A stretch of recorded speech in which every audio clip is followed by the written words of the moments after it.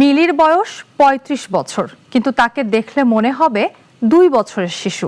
তার বান্ধবীরা সংসার সন্তান নিয়ে ব্যস্ত, আর মিলি এখনো ব্যস্ত নিষ্পাপ হাসিতে, খেলনা নিয়ে। আর সেই হাসির আড়ালে প্রতিদিন জমে উঠেছে এক পরিবারের অসহায়ত্ব আর ভবিষ্যতের গভীর অনিশ্চয়তা।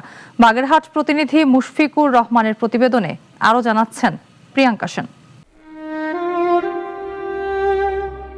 মিলিকে দেখলে বোঝার উপায় নেই যে তার বয়স এখন ৩৫। যে কেউ তাকে দেখলে ভাববে মাত্র ২ বছরে পা দিয়েছে সে। শারীরিক গঠন, অবয়ব সবকিছুই শিশুদের মতো, উচ্চতা মাত্র ২৮ ইঞ্চি। শুধু মুখের দিকে তাকালে বয়সের ছাপ কিছুটা চোখে পড়বে। তার বয়স বর্তমানে ৩৫ বছর রানিং।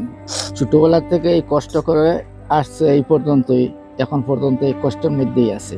সারাদিন খেলাধুলা আর হাসি আনন্দেই মিলির দিন কাটে।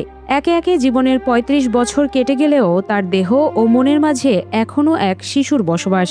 এমনকি তার খেলার সাথেও আরেকজন শিশু। একসাথে ঘোরাফেরা করি, একসাথে খেলাধুলা করি, আমরা দুজনই বান্ধবী। বাগেরহাট মোরেলগঞ্জ উপজেলার ১৩ নম্বর ইউনিয়নের পশ্চিম গুলিশাখালী গ্রামের নজরুল ইসলামের মেয়ে মিলি আক্তার।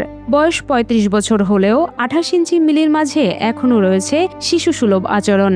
ছোট ছোট হাত পা সহ শরীরের অন্যান্য অঙ্গ প্রত্যঙ্গগুলো দেখলে মনে হবে বয়স ২ বছর। তার কথা, হাসি ও চলাফেরাও শিশুদের মতো। আমার নাম মিলি আক্তার। তোর বয়স কত? ৩৫ বছর। ৩৫ বছর? জি। তুমি কি কি খেতে ভালোবাসো? আমি মাছ, গোশত আর ডিম। তুমি ভালো দিবে। কাজে বসে দেখতে না, কাজে বসে। ছোটকাল থেকে একই রকম শারীরিক গঠন, কথাবার্তা ও চলাফেরার ধরন। শিশুদের মতো চলেন গুটি গুটি পায়ে, মাঝে মধ্যে চড়েন শিশুদের খেলনা রিকশায়। আবার যখন একটু পড়তে মন চায় তখন বই খুলে বসেন। চক ও স্লেট দিয়ে নার্সারি কিংবা প্লের শিশুদের মতোই লিখছেন অ আ। এছাড়া ৩০ বছরের বেশি সময় ধরে পড়ে আসছেন একই ছড়া হাট্টিমা টিম টিম ও আইরে আইটিএ। হাত টিম টিম, তারা বাচ্চা পারে ডিম। হাত টিম টিম, দুটো খারা কিসিং। তার আছে, তার আছে, তারা লুকেছে মৌ, তোর কাছে কনে কানে বউ। হাস্যোজ্জ্বল চেহারা, শিশুদের মতো চাহনিতে সকলের ভালোবাসা অর্জন করেছেন।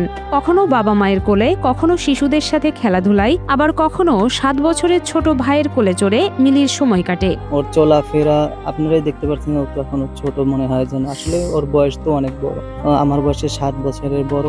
আসলে আমি তো ছোটবেলা থেকে ওকে দেখতেছি, আমি যখন ছোট ওকেও দেখছি ছোট, ঠিক আছে। ও তো স্বাভাবিকভাবেই মানুষের মতো চলাফেরা করে, কিন্তু আসলে তো মনের ভিতর থেকে তো দেখেন কি রকম, আপনাদের সাথেই তো দেখেন কিভাবে বলতেছে, কথা বলে। আর তাছাড়া তো এখন তো বেড়ে উঠতে পারতেছে না, আল্লাহ তাআলা সেই সামর্থ্য দেয়। মিলি সহ ২ মেয়ে, এক ছেলে ও অসুস্থ স্ত্রীকে নিয়ে দুর্বিষহ জীবনযাপন করছেন মিলির বাবা। তবুও বিধাতার ইচ্ছা ও নিয়তিকে মেনে নিয়ে শিশুর মতোই মিলিকে লালন পালন করছেন। পরিবারের অন্যান্য সদস্যদের মতো আদর ও ভালোবাসায় এই পিতা তার এই বিশেষ কন্যাকে আগলে রেখেছেন। ৩৫ বছর বয়সেও শিশুরূপী মিলির কষ্ট ও একাকিত্ব যেন নিত্যদিনের সঙ্গী। আমি আছি বেকারত্ব এই সংসারে, মনে করেন যে ওর মা অসুস্থ, সম্পূর্ণ দায় দায়িত্ব আমারই করতে হয়। পাক তাক নিজেই করি। ছোট বাচ্চাদের মতো আচরণ করে। তার যে বয়স ৩৫ বছর সেটা সে অনুভব করতে পারে না, বা আমরাও পারি না। ছোট ছোট শিশুদের মতো তার চলাফেরা, আচরণ একই অবস্থায় আছে। বই মেলে, বই পড়ে, কিন্তু মনে রাখতে পারে না। একা একা খেলাধুলা করে, রাস্তায় হাঁটে একা একা। এদিকে মিলির মা দীর্ঘদিন জটিল ও কঠিন রোগে আক্রান্ত হওয়ায় পরিবারটি চরম বিপাকে পড়েছে। আর্থিক অসচ্ছলতার কারণে বিনা চিকিৎসায় মানবেতর জীবন কাটাচ্ছেন মিলির মা ফরিদা ইয়াসমিন। আমারও অনেক জটিল সমস্যা, লাঞ্চে পানি জমে যায়, এর বাদে আমার এই শ্বাসকষ্ট, এরপরে কি কি সমস্যা, আমি 2বার স্ট্রোক করছি। এর বাদে এই আচারখানা সাইড ভাঙ্গা, এই অ্যাক্সিডেন্ট এই আমি একটা পঙ্গু, টোটাল আমি একটা পঙ্গু মানুষ। আমি নিজে ভাত লইয়াও খাইতে পারি না। আমি অনেক জটিল সমস্যার, এর কোনো চিকিৎসাও করতে পারতেছি না, অনেক টাকা পয়সা লাগে। এছাড়া বৃষ্টি মৌসুমে একমাত্র শৌচাগারটিতে যেতে এ পরিবারের সবারই নানা বাধা ও সমস্যার সম্মুখীন হতে হয়। বিরল রোগে আক্রান্ত মিলি ও তার মায়ের চিকিৎসায় প্রয়োজন বিপুল অর্থ। মনে করেন আমার এই ছোটখাটো ঘর বাড়ি, এখন বর্তমানে আমি এবং মেয়ে 2 জনে অসুস্থ রোগী মানুষ, বাথরুমে যেতে পারতেছি না এই বৃষ্টিকালে বাইরে।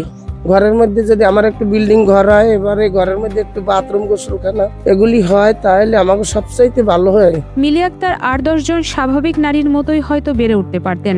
স্বাভাবিক জীবন হলে 35 বছর বয়সে মিলি আক্তারের হয়তো থাকতে পারত স্বামী, সন্তান, সংসার, পরিবারের দুঃসময়ে ঢাল হয়ে দাঁড়াতেও পারতেন।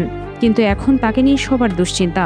বাবা মা না থাকলে তাকে দেখবে কে? সরকারের যদি সহযোগিতা পেত তাহলে তো ভালো হতো, ওর একটা ভবিষ্যৎ হইতো। ও তো ধরেন যে ওর মা বাবার সাথে এখন থাকে, ভবিষ্যতে তোর মা বাবা বেঁচে থাকবে না, ও হয়তো আল্লাহ তাআলা চলে রাখতে পারে। ওর দেখাশোনার জন্য কারো তো অবশ্যই প্রয়োজন। আর তাছাড়া এখন যে ওর মাছ গোশ ছাড়া তো ও নাকি কিছুই খেতে পারে না, এরকম ওর চাহিদা। এখন যদি সরকারের সহযোগিতা হয় অবশ্যই তো ভালো হবে। মস্তিষ্কের বিরল রোগে আক্রান্ত হয়ে 35 বছর বয়সেও আজও তিনি শিশু হয়ে মানবেতর জীবনযাপন করতে বাধ্য। সরকারি, বেসরকারি কিংবা সমাজের বিত্তবানদের সামান্য সহযোগিতায় হয়তো তাদের পরিবারের আর্থিক অসচ্ছলতা ঘুচবে, মিলবে সুচিকিৎসা। যদি সরকার আমার একটু সহায়তা করতো তাহলে আমি অনেক খুশি হইতাম, অনেক দোয়া করতাম তার জন্য।